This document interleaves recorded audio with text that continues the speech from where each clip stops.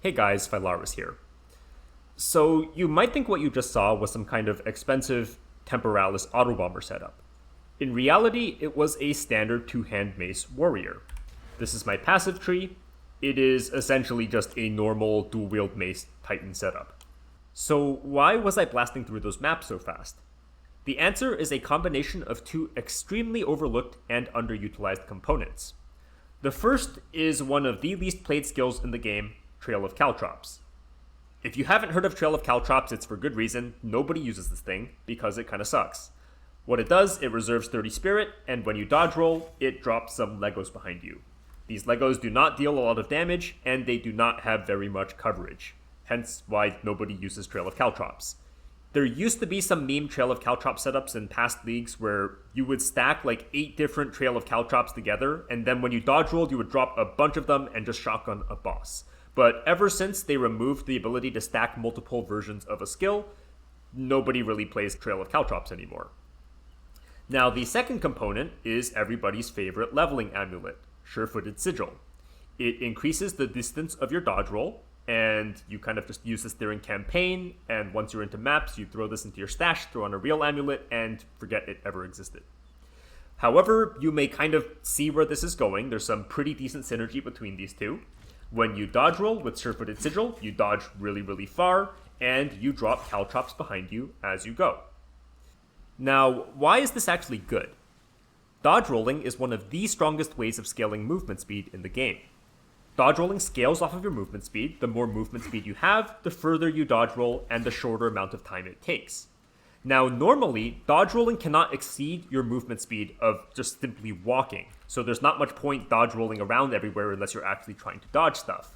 But when you stack on some dodge roll distance through Sure-Footed Sigil, as well as the Surrounded node that gives plus 0.5 meters to dodge roll distance while surrounded, I'm scaling this up with a Time Lost Emerald, your dodge roll goes further, but it doesn't end up taking more time, so it ends up becoming a raw multiplier on your movement speed.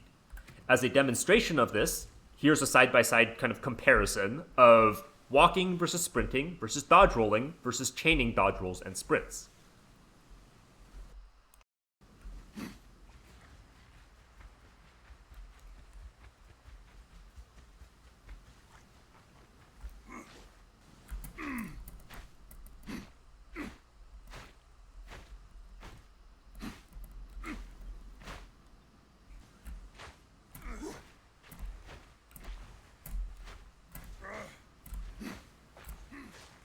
As you can see, dodge rolling is incomparably faster than simply walking. It is even faster than full-on sprinting. And this is only at 1.8 meters increased dodge roll distance. You can actually scale even further than I did here. There's a 0.2 meter dodge roll desecration on boots. The Ritualist Ascendancy scales a 1.2 distance sigil up to 1.5, and Infernalist's Demon Form also increases your dodge roll distance if you want to play a cast on dodge version. Now, the problem with dodge rolling is you can't attack while you're dodge rolling, the way you can while you're just running around on a Roa shooting lightning arrow or stacking reduced movement speed penalty and shooting your explosive shot or galvanic shards. Except you can attack while you're dodge rolling through our favorite awesome skill, Trail of Caltrops, which drops the little Legos behind us. And not only does Trail of Caltrops attack while you dodge roll, its DPS actually scales with your movement speed, because more movement speed means shorter dodge roll time, which means more Caltrops. So if we can scale the damage of Caltrops to the point where it can actually kill stuff, then theoretically, dodge rolling will clear faster than any standard movement speed based setup, even Roas. So how do we get Trail of Caltrops to the point where they actually deal some damage? If we take a look at the gem, there's two main components we want to look at. The first is Trail of Caltrops gets some base flat fizz scaling with gem level. 159 to 138 at gem level 20. Additionally, it has a pretty miserable amount of base damage effectiveness, 143% at level 20. This is absolutely garbage.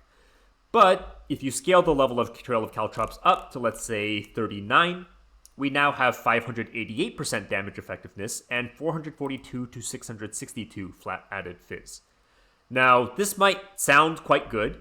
In reality, it's still not that great if you compare it to skills like Cluster Grenade, for example, which literally have like 5,000% damage effectiveness on a per grenade basis, but it's enough to kind of be serviceable. So how are we getting these gem levels? Well, two-hand maces. Normally, two-hand maces will roll plus level of melee skills. Caltrops are not a melee skill. However, you can use Perfect Essence of Battle on any type of martial weapon and get plus level of all attack skills, which will scale your Caltrops. And with Giant's Blood, we can wield two-hand maces for a total of plus 12 to level of all attack skills.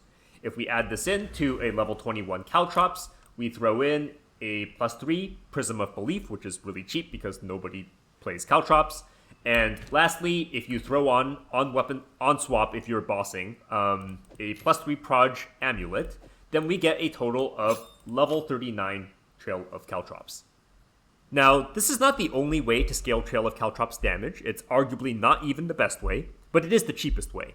My friend Splaff, who's actually the one who inspired me to run this Dodgeroll setup in the first place, is working on a Ritualist version where he's using Splinter Florata to poison, and Palm of the Dreamer Gloom Shrine for AoE coverage, and I'm fairly certain that scaling method is going to far outcap what I'm running here at high investment. As I mentioned earlier, Ritualist should scale a 1.2 meter sigil to 1.5 meters, and a hybrid Evasion ES Ritualist build has much greater access to movement speed on the passive tree than a Titan does. So if his build works out, it should move much faster than my Titan can. The main value of this Titan setup is that it's comparatively really cheap and really straightforward to set up. It cost me less than 1 div in total to craft both of my weapons. Because we don't care about attack speed, it is incredibly easy to craft these weapons. All you need to do is buy a rare with tier 1 flat fizz and 2 open prefixes. The suffixes don't matter. These cost me about 20 exalts each. Then you just Kurgal Desecrate on %fizz. We don't care about the reduced attack speed penalty because we attack by dodge rolling. You Perfect Essence on, gain as extra fizz. You Perfect Essence on, haste and battle, and you are done. It costs absolutely nothing to make these weapons. The second major component of making Caltrops do damage is extra projectiles, and you get this either with Nova projectiles or Multi-Shot 2. At a baseline, Trail of Caltrops drops 3 Legos behind you. So you might expect that when you add on Nova projectiles, you'll go from 3 to 7 additional projectiles. In reality, you go to 15. Why does this happen? Trail of Caltrops drops Caltrops in bursts. The baseline skill drops 3 bursts of 1 Caltrop each. When you add on Nova projectiles, it doesn't add 4 bursts of Caltrops, it adds 4 Caltrops to each burst. So instead of 3 bursts of 1 Caltrop each, we have 3 bursts of 5 Caltrops each. Hence 15 total Caltrops. Now, you cannot drop like 100 Caltrops on the ground and just like insta-shotgun a boss on its spawn. This is because you have a limit of 25 Caltrops on the ground at a given time, so your previous Caltrops will despawn. However, this is still a pretty good amount of Caltrops dropped per roll. You're not going to hit all 15 Caltrops, there's a pretty good spread on these, especially if you're versus like a humanoid boss. You're still going to be missing like a good amount, if not most of these Caltrops. However, enough of these Caltrops are going to be hitting that you're going to be getting some decent shotgunning and have the ability to actually kill some stuff. As a quick aside, if you're trying to single target with Caltrops, you should not be doing like a full dodge roll back and forth. You can see the spread of the Caltrops is really far apart. 80 to 90% of your Caltrops are going to be missing your target. What you want to be doing is kind of like a quick roll back and forth onto the target, like so.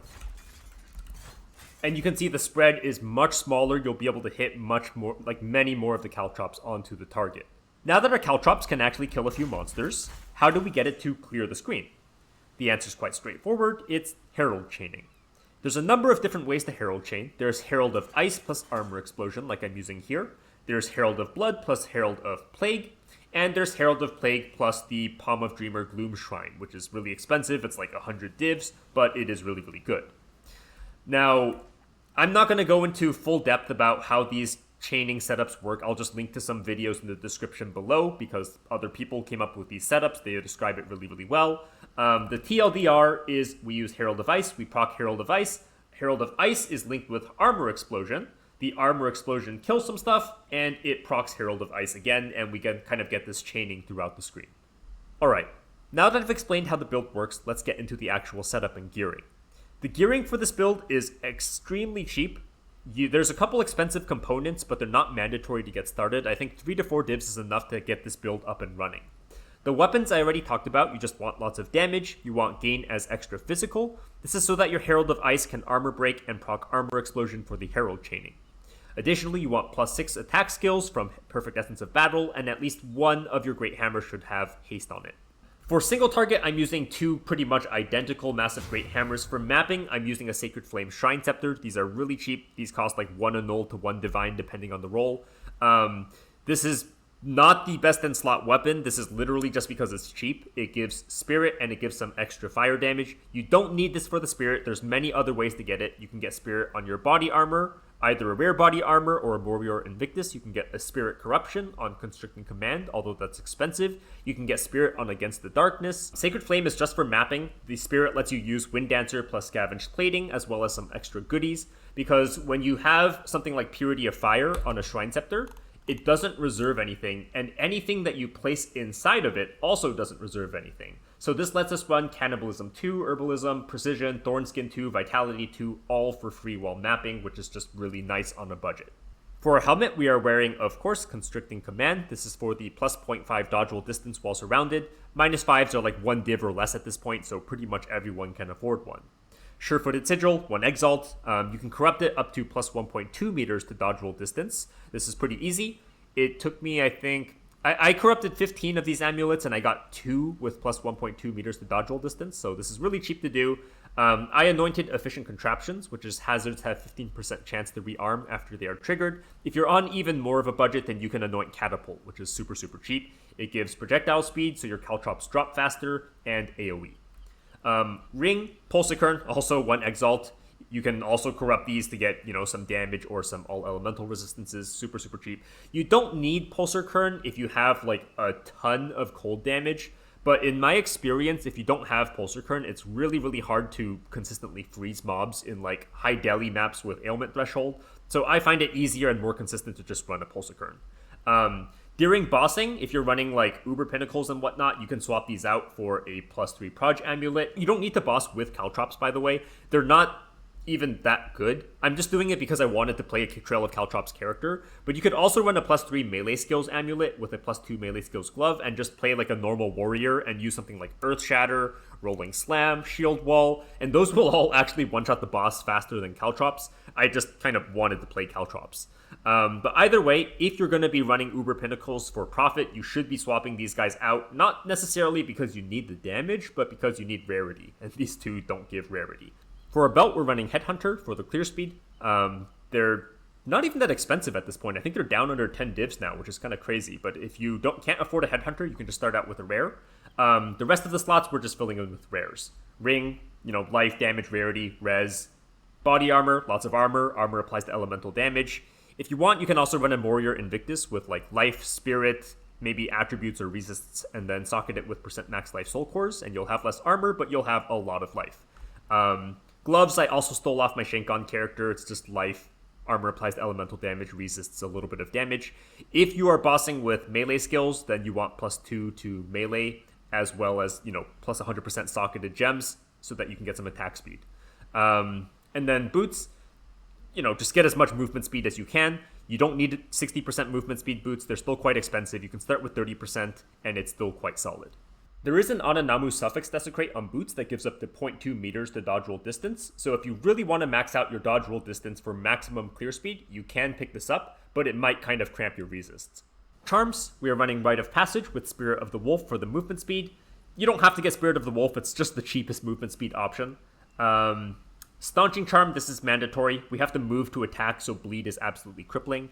And then third charm slot honestly doesn't really matter. I have a Stone Charm, but I never really get stunned because I'm always dodge rolling, so you can kind of put whatever you want here. For skills, we are basically just running Trail of Caltrops and a bunch of supporting elements. The majority of the mapping is actually just one-handed. You just press WASD and spacebar, and that's it. Trail of Caltrops is supported by Nova Projectiles, Rearm 2, Embitter. Embitter converts the gain as fizz on our weapon to cold damage. This is so that we can chill/freeze to start off the Herald chaining. If you have enough cold damage on your gear as is, let's say you have some strong cold damage on your rings, you have a cold damage against the darkness, cold damage Heart of the Well, then you can drop Embitter and run something else instead. It's not mandatory. I'm running Rockiata's Flow because I have Embitter. Most of my damage is cold, but Rockiata's is absolutely not necessary. It doesn't really even do anything while mapping, because while mapping you have Sacred Flame. Enemies in your presence resist elemental damage based on their lowest resistance. You really don't notice Rocky Auto's flow at all while mapping. It's just kind of nice if you're keeping Embitter in for bossing. Instead of Rocky Auto's flow, you can run stuff like Physical Mastery, Dialas, you can run Ulna Tolls, Close Combat is a pretty good option. This is definitely not required. And lastly, Retreat 3. Retreat 3 might seem like a bit of a weird choice, but this is because Trail of Caltrops does not have a lot of good supports. Most of the attack supports simply do not work on Trail of Caltrops, and I'm not sure why, but you cannot run stuff like Rigwalds, you cannot run stuff like Deliberation, Momentum. Most of the good supports are out of the window. So the way Retreat 3 works is, when we're bossing, we drop a Forge Hammer, we proc it with a Warcry, stick down some totems, and they constantly proc the Forge Hammer and deal melee damage. So when we're bossing, we always have Retreat 3 active for 30% more projectile damage. While mapping, it's kind of like half up, half down. Wind Dancer goes off sometimes I'll use a Stampede, but it doesn't really matter because while mapping you have enough damage to one-shot anyways. You can even drop Retreat 3 for projectile acceleration while mapping if you prefer. This doesn't add any damage, but it does make your Caltrops drop to the ground faster. This is with projectile acceleration. And this is without projectile acceleration. You can see there's this much larger delay if you don't have any projectile speed. This can be, it's not a big deal, but it's a little bit annoying while mapping because stuff will die kind of far behind you. So it's an optional swap. I don't personally use it, but you know, if you have enough damage, then you can definitely use projectile acceleration. For our auras, we are running Purity of Fire from our Sacred Flame Scepter with a bunch of free aura supports. This is really, really nice for mapping QOL. Purity of Fire you basically just ignore because when we boss, we swap to dual wield maces anyways, so you have to have enough fire res to cap without the Purity of Fire. Herald of Ice, this is supported by Armor Explosion, Uruk Smelting, Cold Attunement. Cold Attunement, if you have enough cold damage naturally, you can swap this out for something like Toll Stillness, Armor Break 3, and Magnified Area 1. Wind Dancer is so important to this setup because when you dodge roll, the Caltrops all drop in the first half of the roll, meaning you kind of like arrive at a pack and you're not hitting these monsters immediately. So if you didn't get some kind of big Herald of Ice chain that blew up your entire screen, these monsters will whack you. This will proc Wind Dancer and it will just blow up the entire screen. I think like half of the clear is actually from Wind Dancer. My Wind Dancer is supported by Knockback, Rage 3, Magnified Area, Embitter, and Pursuit 3. I don't know if these are like the fully ideal supports, but they've been working for me really well so far. Actually, Knockback is probably completely useless because Wind Dancer just one-shots everything anyways. So you can stick in maybe like Elemental Armaments or something like that in here. Next is Scavenged Plating because we have constant armor break from our Herald of Ice, so it's just some more armor. I've got Prolonged Duration, Thornskin, and Herbalism. I forget if I mentioned this previously, but the reason that I'm running multiple copies of Thornskin 1, Thornskin 2 is because Caltrops scale off of increases to Thorns damage. It doesn't scale off of flat increases to Thorns damage, but it does scale off of percent increases to Thorns damage. So if you have some extra spirit to work with, or you have your free spirit to work with because of the Purity of Fire, then you can drop in some Thornskins for some free damage. And I actually think Tactician could be a pretty interesting ascendancy for this because you can just stick Thornskins everywhere and get a ton of increased damage. As an aside, although Thorns scales Caltrops damage, attack area damage does not scale Caltrops damage, even though Caltrops deal attack area damage and have both the attack and area tags. I don't know why this is, it might even just be a tooltip bug, but that's why I'm not taking any attack area damage on my skill tree. Lastly, we are running Berserk. Berserk is not incredibly important, it's just a little bit more damage while bossing. We don't even have a way of stacking Rage up to full before we start the boss, so Berserk is not mandatory, it's just, a little bit of extra damage. I'm running Diala's Desire, Thornskin 2, and Uhtred's Augury. You don't need these expensive lineage supports, Berserk doesn't even do that much for you. For our single target setup, I am running basically a supplementary setup and doing most of my DPS with Caltrops because I want to play a Caltrops character. But functionally, the better way to single target is just to use a melee skill and, use plus melee skill amulet, plus melee skills on your gloves, and just play as like a normal warrior. So you can throw on something like Rolling Slam or a Shield Wall setup, you can throw on an Earth Shatter setup, you don't have to use Caltrops. But because I'm using Caltrops, I'm using kind of like a supportive setup here, where I throw down a Forge Hammer, I proc it with a Warcry, and then drop some totems. The totems will constantly proc to fissures and deal a moderate amount of damage. and it will constantly deal melee damage, which keeps up my rearm 3 on my Trail of Caltrops. Oh, why do I have close combat in here? Sorry, put the wrong one in. Retreat 3, sorry. My Forge Hammer is supported by Rage 3, Louis Bloodletting, Fist of War 3, Ambrosia, and Ul Natol's Embrace for some armor break while bossing. This is not really mandatory or even that helpful. You can just put in close combat here instead. Louis is also not mandatory. It's nice to have, but you literally only use like one Forge Hammer, so it's not that big of a deal. Infernal Cry, supported by Raging Cry, Second Wind 3, Magnified Area, Cooldown Recovery, and Efficiency 2, so it costs a little bit less because I'm using Blood Magic. If you're not running Blood Magic, you can just run Life Tap here instead. You don't need Infernal Cry to cast off of your life instead of mana. The reason I do it is because I like to pre-pot Olroths, just in case I'm running some really rippy map where I think I might get one-shot by something. That way I can kind of Infernal Cry, it costs some HP, and then I can press my Olroths and get a bunch of guard. Shockwave Totem, this is basically just purely to proc the Forge Hammer, so the amount of damage in Shockwave Totem doesn't matter at all. We just want pure attack speed in our Shockwave Totem. So we have Rapid Attacks 3, Overabundance 2 for an extra totem. We have Urgent Totems 3 to summon faster, Rigwalds for some more attack speed, and Efficiency 2 for less cost. Otherwise, it's a little bit expensive for your life when you summon these. Lastly, the final slot is kind of open. I'm running Stampede because I find it kind of convenient while mapping, but you can run quite a variety of stuff in this last slot. You can run a Blasphemy, you can run a single target skill if you don't want to boss with Caltrops, because bossing with Caltrops is honestly a little bit annoying. You have to control it quite carefully in terms of the mechanics to make sure your Caltrops are not spreading everywhere. But the reason I'm running Stampede is because, I'm running maces anyways, I have a bunch of AoE. What this does is both Caltrops and Wind Dancer, in order to actually hit stuff, they need to be right next to you, right? And this is quite annoying in some map layouts where, for example, let's say in Mire or Dig Site, it's kind of hard to get on top of monsters all the time without routing all the way around. So Stampede has a gigantic AoE, it hits basically the full screen. So this means that every now and then you can use this, you don't have to actually roll on top of the monsters, and it makes mapping a decent amount faster depending on the layout. It's also quite good if you're in a map without much pack size, and the packs are really split, split far apart.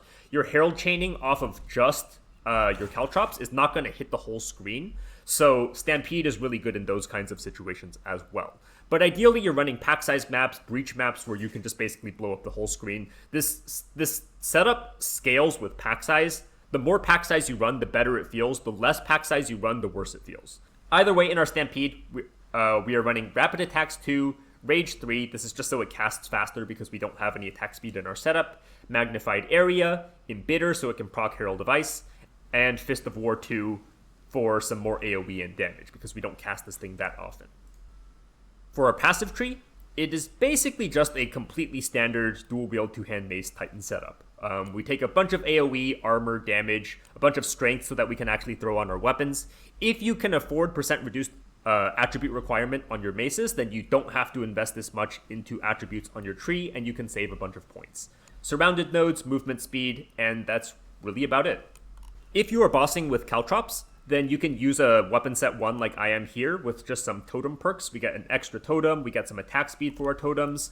If you don't have, for example, a Megalomaniac or an Anoint that gives you Watchtowers, then Watchtowers is quite good. With 3 totems, it'll give you 6% increased damage to enemies in the totem's presence. This is just great for bossing. If you are not using Caltrops for bossing, then you can drop off these totem nodes, and you can just take some of the Aftershock Slam stuff and boss like a normal warrior.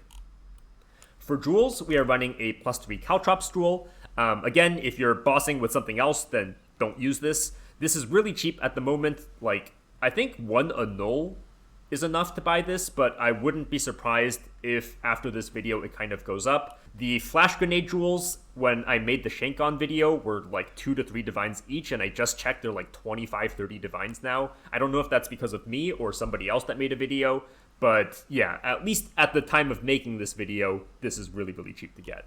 I am running a Heart of the Well with a little bit of extra damage and movement speed.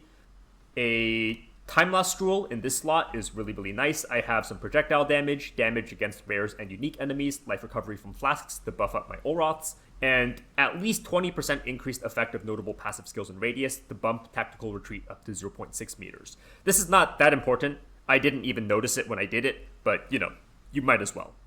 And then lastly, I'm running a resist against the darkness here just to cap out my resists a little bit easier because I didn't want to have to worry about gearing too much. If you go for some more expensive gear, then of course run a damage against the darkness or a spirit against the darkness, and that way you can drop off Sacred Flame Scepter. You can maybe drop off Embitter. You can maybe even drop off Pulsar Current if you get enough cold damage. Now for leveling, I personally do not recommend leveling with Caltrops as soon as you can throw them on in the level 20s. I did because I personally just enjoy leveling with my final spec, even if it's not very good during campaign. I like seeing how it performs at low levels with no gear and seeing how it scales up. But the earliest that I would recommend, maybe throwing Caltrops on is at level 57, because that is when you can get Herald Chaining online. You need the gain as extra fizz damage mod on your weapon for Heralds to chain, because your Herald of Ice needs to have some physical damage to armor break. And the earliest that you can craft or purchase a weapon with that mod is at level 57, if I recall correctly. So up until that point, I think you should just level as a standard two-hand warrior, which is no problem at all, because that's literally just the entire setup. It's no different from a regular warrior. I do also want to take a moment to talk about alternate Ascendancy options, because I went into this with absolutely no idea what I was doing. The reason I picked Titan is because I had basically no references to go off of. Nobody plays Caltrops. And I wanted a character that just had pretty generically good stats so that, I could get a sense of the skill and try different setups out. But I personally do not think Titan is the be-all end-all Ascendancy for this. I think there are a lot of really interesting options. And I want to take a moment to talk about some of these just in case you guys want to, theory craft a little bit. If you're going to play Trail of Caltrops, you might as well theory craft and have some fun a little bit. It's at that point in the league anyways. The first class I'd like to talk about is Warbringer. I think Warbringer is an absolutely fantastic Ascendancy to play Trail of Caltrops from. It just brings so much so easily. You can get close to 80% chance to block with almost zero investment. Just click Turtle Charm, throw on Magma Barrier for 25% increased block chance, take the favorable odds, which gives 30% increased block chance while surrounded. This is not additive with your block chance. It's like a 1.3 times multiplier on your block chance, but it's still insane for a single node. You can click this Hybrid Thorns block chance cluster over here. Retaliation is absolutely bonkers. Again, Trail of Caltrops scales off of Thorns damage, so this notable just straight up gives 75% increased Thorns damage to Caltrops on a Warbringer. There are also some other super powerful shield nodes that you can click. You have Greatest Defense, 4% increased attack damage per 75 armor on shield. You have Spiked Shield, 2% increased damage per 75 armor on equipped shield plus increased defenses. You have Swift Blocking, 1% increased movement speed for each time you've blocked in the last 10 seconds. With Warbringer, that's insane. If you click this, I think I would also click Bulwark to make sure that you're not actually dodging hits with your dodge roll, and instead you take 30% less damage from hits while dodge rolling. And this way, you block as many hits as you can, stack as much movement speed as you can. So some really powerful nodes coming in from Warbringer. You would clear with a Chernobog's Pillar, because with 80% chance to block, you would have 80% damage gained as extra fire damage. This is really cheap, a ton of damage. And then for bossing, you could have on your other weapon set like a 1500 armor shield and use something like Shield Wall for bossing. Outside of that, Warbringer gives Amble's Weight, which breaks armor equal to 10% of hit damage dealt. This solves armor break on your bossing setup. It also means you have a much easier time getting your Herald Chaining going because you don't need armor break on your Herald of Ice. It will already have armor break off of Amble's Weight. And lastly, you can pick up Warcaller's Bellow for infinite war cries. This means that you can actually build up to max rage with your Raging Cry before actual boss fights, among some other perks. So I think Warbringer, if you cook it properly, could be a fantastic option for Trail of Caltrops. The next class that I think could be really interesting is Tactician. Tactician has a lot of perks for this build. Primarily a solid plan for 50% less reservation. This is just crazy for Thornskin stacking. You can throw Thornskin onto basically every aura and get an insane amount of damage for your Caltrops. Additionally, you can get Pin for your Caltrops for some defensive safety, and Suppressing Fire, 40% more immobilization buildup. My thought process here is maybe this is enough juice to let you freeze easily enough with your cold damage that you can drop Pulsar Kern and still, Herald of Ice Chain without it. And that way, you get an actual ring slot to get some damage, to get some rarity, etc. And lastly, polish that gear. Deflection rating equal to 20% of armor. This is just a generically great defensive layer if you're stacking armor. So I think Tactician could be very, very interesting. Ritualist, as I mentioned previously in the video, I think has the highest possible ceiling for this build if you invest enough currency and get the build figured out. And this is because, presumably, Mystic Attunement would amp your Sure-Footed Sigil from 1.2 to 1.5 dodge roll distance, and a hybrid evasion ES setup from a Ritualist would give the best possible access to all of the movement speed nodes on the tree, so you would absolutely blast through the maps. The setup would be incredibly different from the Titan setup. I think you would really want to go some kind of poison setup and use like a Palm of the Dreamer for clearing. There is also so much other tech you can do on Ritualist if you kind of cook a little bit. I'm not going to take the time to mention it all because it would just take way too long. But if you have a lot of currency to blow and you consider yourself an experienced theory crafter, then I think Ritualist offers the highest possible ceiling for Trail of Caltrops. I just have to warn you, I think that the setup would be very, very different, so kind of know what you're getting yourself into. It's going to take a lot of figuring out to get the setup going. And lastly, I'd just like to close out the video with some final thoughts on the setup and my feelings on playing it, because presumably if you've actually listened this far, you're very interested in trying out the build. I absolutely do not consider my current character to be a finished or min-maxed version of the spec. I think that I've not scratched half of the potential that Trail of Caltrops has to offer. I was setting up a budget setup, and I really had no idea what I was doing with this character, because I just had nothing to reference whatsoever. So I highly recommend that you do not follow my gear, my tree, etc. one-to-one. I think there's so much more you can really do with it if you try some stuff out. I would recommend that if you are going to test stuff, make sure you actually test it in-game, because Trail of Caltrops is quite a buggy skill when it comes to tooltips, scalings, things like that. There are certain things that do scale Trail of Caltrops that do not show on the tooltip whatsoever, and I've figured that out through some extensive testing in-game. So make sure that you actually test stuff out instead of trusting POB or trusting your tooltip. Overall, the strengths and weaknesses of the build, the number one strength, of course, is just the clear speed potential relative to the budget. This build punches way above its weight class when it comes to how fast it clears on a relatively low budget, especially as a Mace Warrior. It's of course not going to compete with like super expensive Temporalis Autobomber setups, but for what it is, this thing clears like a monster. Weaknesses, I would say the single target is on kind of like the mediocre side. It's definitely passable. You can clear all the Uber Pinnacles, but, Caltrops is a little bit of an awkward skill. It's quite difficult to hit all your Caltrops onto the bosses, especially some of the smaller humanoid bosses, and you have to control your character quite well to hit most of your Caltrops. You can, of course, just, as I mentioned previously, boss with a melee skill, but if you are going to stick to Trail of Caltrops, the single target is just okay. Another big weakness is it's tough to fit rarity on the mapping setup because you're running Sure-Footed Sigil and Pulsar Kern. So if you're able to get enough cold damage to drop Pulsar Kern, or if you're able to run like the Herald of Blood plus Plague setup successfully, for example, and open up your ring slot, then I think you can run much more rarity while mapping, which is going to be a lot more comfortable. This build is like especially bad at Simulacrum. You can run Simulacrum. I ran max Simulacrum on this character, but it is not a particularly fun and relaxed experience because Simulacrum mobs do not leave corpses, which means they cannot be shattered. So your entire Herald of Ice chaining setup does not work versus Simulacrum mobs. This is both in maps, the mobs that spawn from the mirrors, as well as when you're running actual Simulacrum.